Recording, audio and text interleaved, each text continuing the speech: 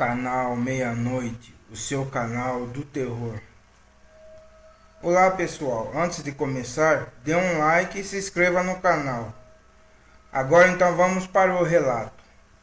Meu nome é Danilo e essa história aconteceu comigo no ano de 2001, na cidade de Irati, no Paraná.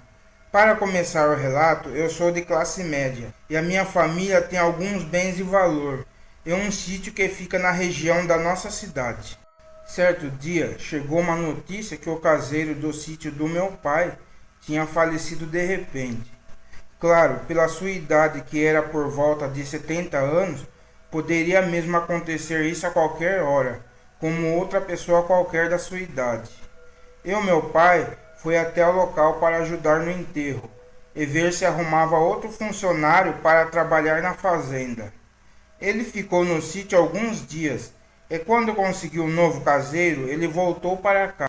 Nessa época, eu estava estudando na faculdade e era a época das minhas férias escolares. E para aproveitar, eu pedi para o meu pai que eu iria passar alguns dias nesse sítio e queria levar minha namorada e mais um amigo. Então eu peguei a minha caminhonete, que era uma S10, e fui para o nosso sítio todo contente com a minha namorada e o meu amigo. E quando eu cheguei lá, eu já encontrei com um novo caseiro, que era um senhor meio jovem, por volta de uns 45 anos.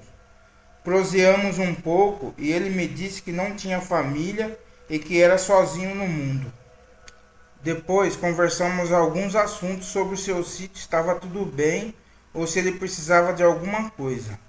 Mas o estranho é que quando estávamos andando com esse homem, os animais da fazenda parecia que ficavam agitados com ele, e os cavalos ficavam relinchando. Parecia que tinham medo do caseiro. Bem, isso era estranho, poderia ser que os animais fossem acostumados mais com o antigo caseiro que morreu. Passou-se 2 dias e estava tudo correndo normal, a não ser o fato que quando era de noite, os cachorros da fazenda sempre estavam acorrentados e trancados. E o normal era que eles estarem soltos para vigiar a fazenda, porque eram 2 Rottweiler grandes. E o mais estranho é que esses cachorros, quando latiam, era sempre na direção da casa do caseiro. No terceiro dia, eu estava dando uma volta com a minha namorada pelo sítio na noite. Eu ouvi uns ruivos estranhos. Parecia ser ao longe do sítio, mas era um som medonho. Ficamos assustados e resolvemos voltar para a minha casa que tinha dentro do sítio. No outro dia, eu perguntei para o caseiro se ele tinha ouvido algum som de madrugada. Ele desconversou e disse que isso era normal na região. Para mim, não era normal aqueles ruídos na madrugada, pois eu sempre fui para esse sítio. Eu nunca tinha ouvido um som tão medonho como aquele. Bom, deixei a conversa para lá e não toquei mais nesse assunto. No quarto dia, eu, meu amigo e a minha namorada fomos dar uma volta de carro pelo vilarejo e passamos em uma lagoa que tinha ali na região. E voltamos para o sítio no começo da noite. E quando eu cheguei na minha casa de sítio, eu percebi que alguém teria mexido nas minhas coisas. Eu achei que tinha sido a minha namorada, então eu deixei para lá. E também nem dei falta de nada e nem liguei mais. Mas quando chegou altas horas da noite, eu fui fechar a casa para dormir e não consegui achar o molho de chaves para poder fechar as portas. Então eu e meu amigo fomos até a casa do caseiro, que ficava dentro do sítio também, para pedir as chaves reservas. Mas ele não estava lá. Mas logo começamos a ouvir uns ruivos muito altos no meio da mata, e os cachorros do sítio começaram a latir desesperadamente. Ficou aquele clima sinistro no ar, e quando olhamos outra vez para o mato, parecia que tinha alguma coisa se mexendo no meio da mata, e parecia ser um animal grande. Então resolvemos voltar para casa, porque poderia ser uma onça, e ali estaríamos correndo riscos. Aí resolvemos sair dali, e chegando na casa colocamos uma madeira e um armário na porta para reforçar a entrada. E logo começamos a olhar pela janela para ver que tipo de animal era aquele que estava ali no mato. Logo ouvimos os cavalos relincharem desesperadamente de medo. Algo estava por perto. Logo pensei, é uma onça que está dentro do sítio. Então eu fui pegar minha espingarda que meu pai deixava no armário do quarto guardada, mas não encontrei arma nenhuma. Aí eu me lembrei que alguém tinha mexido nas minhas coisas e sumiu tanto meu molho de chave como a minha arma. Mas de repente eu vi o meu amigo com os olhos estalados me chamando para ver algo pela janela. E vi um ser mutante andando em pé pelos pastos. Era algo inacreditável. Parecia um cachorro enorme, mas tinha braço de homem, e os seus olhos eram amarelados igual a luz acesa. Sem dúvida aquela fera era um lobisomem. Aí ficamos apavorados, pois aquele animal se abaixou e ficou em 4 patas, igual a um cachorro, e veio rosnando na direção da nossa casa. Com aquela situação, parecia até que tinham armado para nós cairmos em uma armadilha, pois ficamos com os cachorros presos, com a casa aberta e ainda sem a arma para se defender. Rapidamente apagamos todas as luzes da casa e ficamos ali agachados para ver se aquilo ia embora. Mas a fera ficou ali rodeando a casa, fazendo uns rosnados para nos assustar, mas sempre mexendo na janela e na porta. Esse animal queria entrar para dentro de casa de qualquer jeito. Às vezes ficava farejando pela janela. Estávamos apavorados e praticamente em choque com aquela situação. E para piorar, o lobisomem começou a bater na porta e empurrar. Eu sempre colocava a mão tampando a boca da minha namorada para ela não gritar de tanto medo que estava. Então eu peguei a chave da minha S10 e falei para o meu amigo que iríamos sair pelos fundos, aonde estava o meu carro. E bem quietinho, saímos na garagem rapidinho, entramos no carro e ligamos.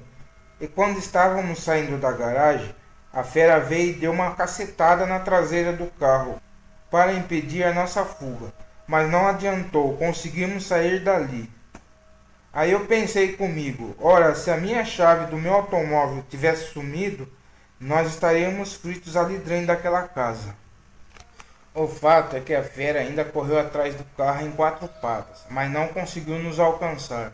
Eu ainda derrubei a porteira do sítio que era de madeira com a S10 e conseguimos sair dali. E nenhum de nós acreditava no que tínhamos acabado de ver. Estávamos em choque de ter passado aquele momento com a fera. Dali então fomos para um hotel da região e ficamos sem saber o que fazer. Se avisava meu pai sobre a situação ou se chamava a polícia, porque era uma coisa muito complicada de se explicar. Resolvemos passar a noite no hotel e quando amanhecer, aí resolveríamos o que iríamos fazer. E quando chegou a manhã, eu fui para uma vila que tinha perto do sítio e encontrei uns velhos amigos do meu pai, para que fossem comigo para o sítio, mas claro, fomos todos armados para evitar qualquer surpresa. E chegando lá, olhamos a minha casa, mas não tinha nada revirado ou quebrado, só a porta estava um pouco arranhada. E depois fomos para a casa do caseiro para ver se tinha acontecido algo com ele ou se ele estava por ali. Entramos em sua casa, mas não vimos nem sinal dele, e nem as suas roupas estavam mais ali. E nenhum objeto seu que desse a sua pista não conseguimos achar. Eu esperei um dia depois do ocorrido no sítio, e informei ao meu pai que o caseiro tinha sumido sem dar explicações. Meu pai mandou voltar para sua casa na cidade que ele iria resolver esse problema. Então eu voltei para a casa do meu pai, e lá eu contei essa história para ele do que nós tínhamos visto pelo sítio, e que no outro dia o caseiro já não estava mais lá, e tinha sumido sem dar notícia nenhuma. Então meu pai foi até esse sítio para resolver esse problema, e depois de alguns dias ele voltou para casa com algumas informações dessa história. O meu pai disse que arrumou esse tal homem para trabalhar no sítio porque quem o indicou foi um de seus amigos. E o mesmo disse que o caseiro teria chegado na região para trabalhar em fazendas, porque ele dizia que tinha experiência em trabalhos de campo. E outra, o meu pai também foi na polícia para ver se tinha alguma informação sobre esse tal homem. E ficamos sabendo que esse homem poderia estar com documentos falsos, porque não conseguimos identificá-lo no banco de dados da polícia. Bom, depois disso tudo, o meu pai contratou outro funcionário e não tivemos mais problemas nesse sítio.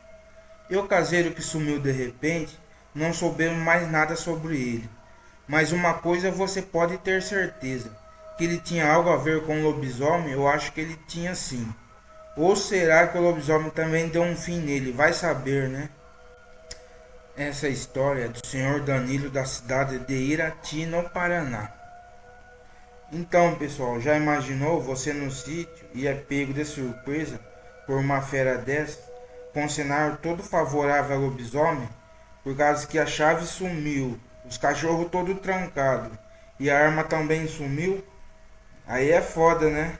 E também vai saber quem que era esse lobisomem, se era o caseiro ou se a fera deu um fim no caseiro, né?